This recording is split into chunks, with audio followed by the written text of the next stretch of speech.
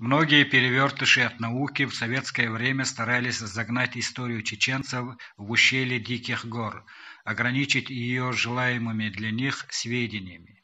Не находили мужества сказать об этом народе историческую правду. Их исследования были лишены объективности, а факты искажались по указанию идеологов ЦК КПСС, которые действовали по своему политическому расчету. Например, историк-просветитель Голдштейн, археолог Виноградов, автор идеи 200-летнего добровольного вхождения Чечни в состав России и другие утверждали, о прошлом войнахов мало что известно. Отдаленная от центров цивилизации горная страна чеченцев почти не имела сношений с соседями. В истории России не было народов в роли сынков и пасынков. Все они занимали в ней свою нишу. Не переносит превосходства одного или нескольких над собой тот, кто упрямым умом постановил самолично первенствовать со славой. Талантливым ученым из чеченцев явно и тайно мешали пробиваться в науку, отбивая у них всякую охоту к установлению истины.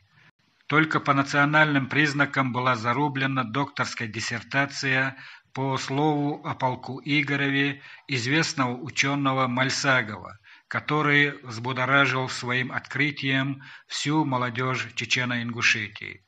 Он обоснованно доказал, что Авлур, спасший князя Игоря из плена, был выходцем из чеченцев. Было это в 80-е годы. Я летел из Москвы в Грозный. Моим соседом оказался именитый ученый и член Академии наук СССР.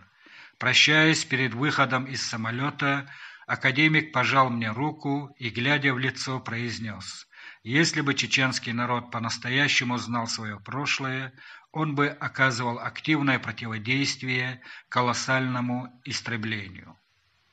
Я долго размышлял над словами ученого. Мы не те, за кого нас пытаются выдать. Мы есть те, о которых запрещено говорить правду. В этом мире для нас прошлое закрыто. Нам это недоступно. Источники правды за 7 замками. Каждый раз, когда мы своими действиями пытаемся вернуться к нашему прежнему духу и окунуться в историю, нас ждут 1792 год, 1831, 1836, 1859, 1863, 1878, 1913, 1944, 1994 и, наконец, 1999 года. Чеченцы на генетическом уровне чувствуют свое прошлое, но нашу историю периодически уничтожали, лишая возможности заглянуть в свою колыбель. Может быть, нам действительно не надо знать, кто мы такие, чтобы с нами не произошло то, что мы испытали в конце XX века.